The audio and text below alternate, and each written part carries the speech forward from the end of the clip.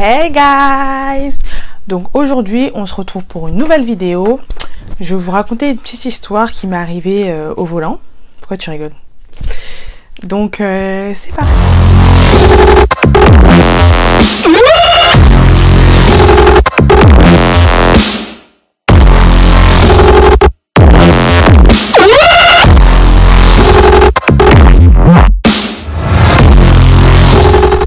Donc l'histoire elle s'est passée il y a 1 an et demi. Ça faisait 1 mois et demi je crois j'avais mon permis. Et j'étais sur le chemin de l'école. Enfin le chemin du retour. Je rentrais chez moi et tout, j'étais sur le chemin du retour. Et j'étais sur une avenue à 2 voies mais à un seul sens. Donc bon j'arrive et tout sur l'avenue, je suis en train de conduire et tout. Et je roulais à la vitesse autorisée, donc c'était 50 parce que j'étais en ville. Et à un moment en fait je sais pas si j'étais ailleurs ou je sais pas quoi, je lève la tête, je vois que devant il y a un monsieur qui a arrêté au feu rouge, sauf que j'arrivais pas, enfin j'ai essayé de m'arrêter quoi au feu rouge et j'ai pas réussi. En fait je crois ce jour là c'est Dieu qui m'a sauvé parce que j'avais l'impression que j'appuyais sur le frein et que ça marchait pas, mais je crois en y réfléchissant plus tard en fait je me suis dit je crois en fait j'ai appuyé sur l'accélérateur parce que c'était trop bizarre, genre j'appuyais mais je freinais pas. Et vous voyez quand vous appuyez brusquement sur le frein, normalement vous calez ou un truc bizarre, mais moi il y avait pas ça en fait, je continuais en fait de foncer.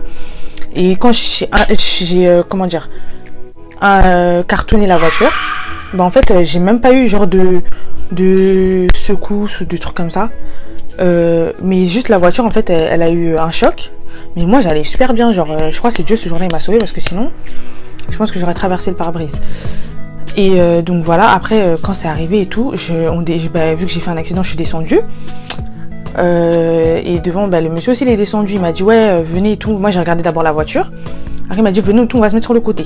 Je me suis dit oh my god, déjà les problèmes et tout, parce que la voiture déjà elle est pas à mon nom et tout, comment je vais faire? Maintenant on se met sur le côté et tout. Et il me dit ouais on va faire un constat. Je dis non on peut pas faire un constat et tout, je suis désolée, moi la voiture elle est pas à mon nom et tout, je vais être dans les problèmes et tout, si je fais le constat et tout, la voiture elle est au nom de ma mère et tout, ça va me faire trop de problèmes, non. Et du coup il me disait ouais mais on est obligé et tout, je sais pas quoi. J'ai dit bon attendez et tout, je vais appeler quelqu'un, je vais voir. Et bon au lieu d'appeler mes parents, j'ai appelé un pote à moi. Maintenant le pote à moi je lui explique et tout, mon pote je lui explique l'histoire et tout, comment ça s'est passé. Il me dit là franchement t'es dans la merde et tout, parce que soit tu fais un constat et que t'es dans la merde près de tes parents, soit tu vas dans une casse et tu sors de l'argent et là t'as pas d'argent en fait. Donc parce qu'en fait je travaillais pas à ce moment là et tout, c'était chaud. Donc voilà. Maintenant je me dis qu'est-ce que je vais faire et tout. Je dis non franchement moi je peux pas et tout. Il me disait ouais t'es obligé de fuir et tout, là t'as pas le choix, regarde des deux côtés t'es dans la merde et tout. Je disais mais non je peux pas faire ça et tout, ça se fait pas, je suis déjà devant lui et tout, non c'est trop tard et tout. Il me disait je sais que t'aimes pas les trucs comme ça mais t'es obligé. Je dis bon vas-y je te rappelle. Maintenant je parlais avec le monsieur, je dis moi franchement je suis désolée, je peux pas et tout faire tout ce que vous me demandez là, faire des constats tout ça, je peux pas, c'est pas possible, la voiture elle est pas à mon nom, j'ai pas envie de mettre mes parents dans les problèmes. Donc après je lui dis bon venez, est-ce que vous connaissez un peu le coin, les casses et tout, parce que c'était pas vers chez moi, c'était vers mon école. Et il me dit oui je connais le secteur parce que j'habite pas très loin, de venez je vais vous ramener dans une casse. Donc je le suis et tout, moi aussi comme une bête, je connais même pas la personne, je commence à le suivre. Donc je commence à le suivre et tout, on arrive au début on était dans des petites rues et les cases où il me ramenait c'était fermé. On arrive dans une, le monsieur qui devait faire justement le constat on va dire des dégâts, il était parti en pause déjeuner mais ses collègues ils étaient là.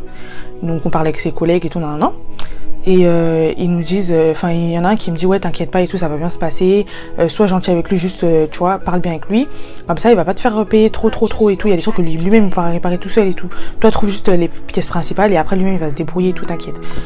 J'ai essayé de faire ça, ça a pas marché, parce que le temps qu'on attende là le monsieur qui était en pause, lui il était archi pressé, il était grave truc et tout, il voulait grave partir et tout. Et en plus moi quand j'ai fait le choc, lui j'avais en fait quand je suis rentrée quand je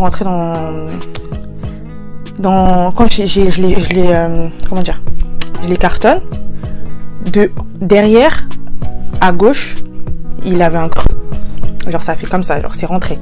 Et en fait c'était une ancienne 206 de 1996 ou 1992, une vieille voiture. Donc il y avait une lanière, vous voyez les lanières en plastique qui sont autour de la carrosserie, ça en dessous du capot c'était descendu, donc ça tapait sur la roue, genre ça faisait comme ça quand on roulait. Et moi genre j'ai cassé mon phare avant j'ai cassé mon logo Peugeot, j'ai plus le logo Peugeot. Ma plaque d'immatriculation, bah, elle a été abîmée. Et je crois la carrosserie, je l'ai un peu abîmée. Du coup, il y avait toute cette réparation à faire. Maintenant, je me disais comment je vais faire et tout. J'ai réfléchi au prix. En fait, le monsieur il essayait de me rassurer, celui de la carrosserie, là, enfin le collègue du mec qui était pas là. Il essayait de me rassurer et tout, mais moi je réfléchissais à où j'allais trouver l'argent, nan et tout. Maintenant, comme il nous avait dit d'attendre 1 heure ou 1h30, non 1 heure je crois, le monsieur il était pas patient, en plus il pleuvait ce jour-là. Il a dit bon, on va aller regarder autre part. On commençait à chercher une autre casse, on trouve pas. On a fait grave des endroits. On a fait 1, 2, 3 endroits. On est tombé à un endroit, c'était pas une casse en fait. On est parti là-bas, on s'est posé vite fait et tout, on est passé là-bas plutôt, après on est parti. Maintenant on commence à retourner vers la ville, parce qu'au début on était vers des petites rues. On commence à retourner vers la ville et on tombe sur un concessionnaire ou un truc comme ça, enfin c'était fort d'un truc concessionnaire. On arrive là-bas, moi je commence à poser des questions parce que j'étais grave inquiète et tout, je voyais que j'avais plus de solution. Je lui ai dit ouais monsieur, est-ce que vous pouvez au moins examiner les 2 voitures, ou surtout celle du monsieur, et vous me dites comment ça, enfin combien je peux en sortir et tout, combien ça va me coûter les réparations.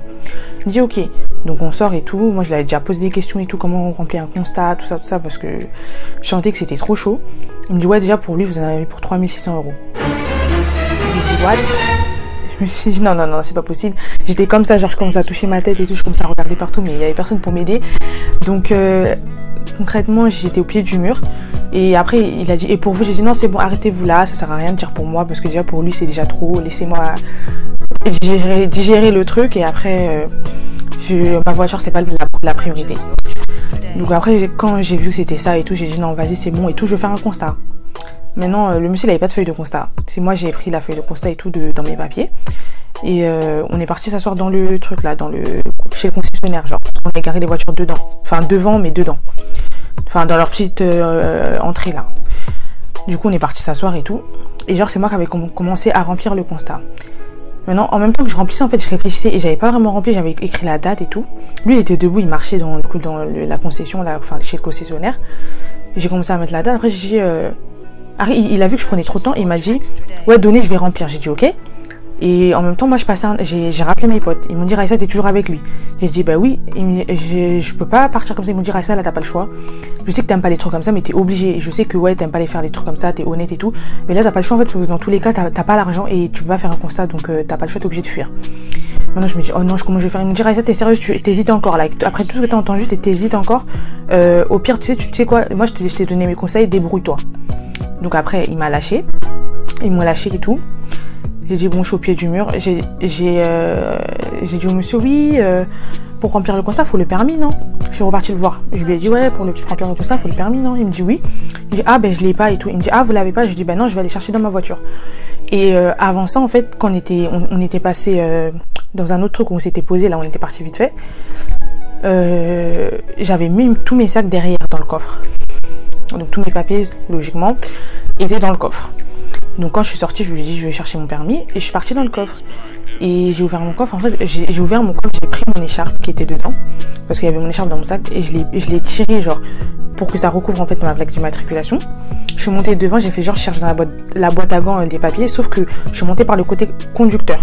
Donc en gros j'étais à genoux à 4 pattes sur la banquette avant. Et en même temps, quand j'ai ouvert la boîte à gants, j'ai démarré ma voiture et je suis partie. J'ai fait une marche arrière, genre déjà à ce moment-là j'avais encore un peu peur de la voiture, hein, pour vous dire. Des marches arrière, j'arrivais pas à faire des marches arrière. Et j'ai fait une marche arrière, on dirait que j'étais dans un film, j'y croyais pas moi-même, j'étais choquée. J'ai fait une marche arrière comme ça, je suis sortie, je suis partie. Maintenant, quand j'ai fait ça, genre je regrettais déjà, au moment même en fait où j'ai fait ça, je regrettais déjà, je regardais derrière moi, je me disais le monsieur, est-ce qu'il m'a suivi, non et tout, comment je vais faire et tout, non. Donc quand je suis partie et tout, je me suis dit oh ça c'est pas ce que j'ai fait et tout, non c'est pas bien et tout, je vais regretter et tout, tu vois. On sait jamais, la roue elle va tourner un jour dans ma vie et tout, je commençais à réfléchir et tout, mais c'était trop tard, j'étais déjà partie et tout. Donc oui, donc j'ai fait ma marche arrière et tout, je suis partie, j'étais grave parano, je regrettais déjà et tout. Et du coup vu que j'étais stressée, quand je suis rentrée et tout, j'ai attendu que mes parents y rentrent et tout, non. J'ai raconté à ma mère. ma mère, elle était grave énervée parce que genre, en fait, ma mère, c'est le genre de personne, elle s'en fout que tu fasses des accidents, même si la voiture, elle est morte, c'est pas grave, du moment que t'es vivante, c'est le plus important. Donc, elle était grave énervée. Ouais, t'es sérieuse, tu suis quelqu'un comme ça que tu connais pas, toi, tu t'aimes trop les problèmes et tout, t'as pas peur des problèmes, t'as pas peur pour ta vie et tout. Comment ça, tu suis quelqu'un dans des routes comme ça, imagine, il t'aurait fait quelque chose et tout. T'es folle. En mode, elle m'a dit en lingala, au banga kabilo côté, tout, non, je sais pas quoi. Bref, elle a grave parlé. Et elle s'en foutait de la voiture. Juste, en fait, elle savait que mon daron il allait crier, donc cette partie-là ne l'intéressait pas. Et du coup, après, qu'est-ce qu'elle m'a dit? Après, elle m'a dit, ouais, du coup, t'as laissé le monsieur et tout. J'ai dit, ouais, j'ai dit la vérité, j'ai dit, ouais, je l'ai laissé et tout. J'ai fui. Donc après, elle a rien dit. Bon, c'était autour de mon père maintenant. Mon père, lui, c'est un mec, il est grave impulsif, donc c'était pas passé du tout. Il s'était grave énervé. Comment ça, tu sais pas conduire, tu faisais quoi? C'est sûr que t'étais sur ton téléphone, nanana, et tout. Parce que mon père, faut savoir que c'est un génie, hein. Donc, avant même que tu lui racontes l'histoire, il connaît déjà l'histoire, en fait, comment ça s'est passé. Donc, voilà. Oui, t'étais sur ton téléphone et tout, t'es sérieuse, nanana, tu sais pas conduire, soit tu sais conduire, soit tu sais pas conduire, comment tu peux faire des trucs comme ça et tout. En plus, t'as fui et tout, nanana, fallait seulement faire un constat, je sais pas quoi, dans les trucs comme ça et tout. Fallait seulement faire un constat. Mais en fait, quand c'est arrivé, déjà, je voulais même pas appeler mon daron parce que je savais qu'il allait crier au téléphone, en fait. T'as même pas fini l'histoire qu'il va déjà commencer à crier, donc, bref. Et voilà.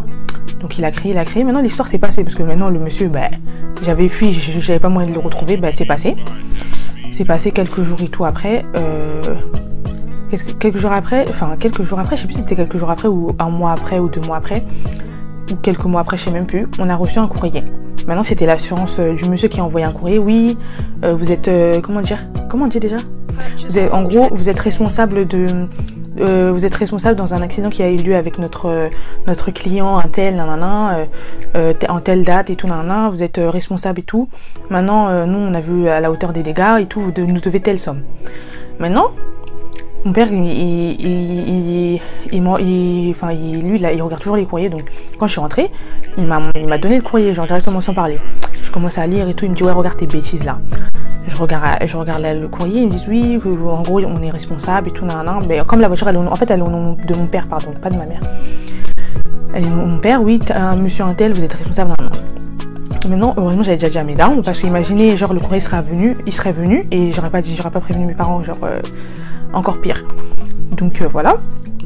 Je lis le courrier, en fait dans le courrier la somme qu'il disait qu'on devait c'était 300 €. J'étais soulagée, hein. Franchement je vous dis la vérité, même si genre c'était des bêtises et tout, j'ai pas été droite et tout dans mon geste et tout, j'étais grave soulagée parce que de 3600 € tu passes à 300 €, c'est pas pareil.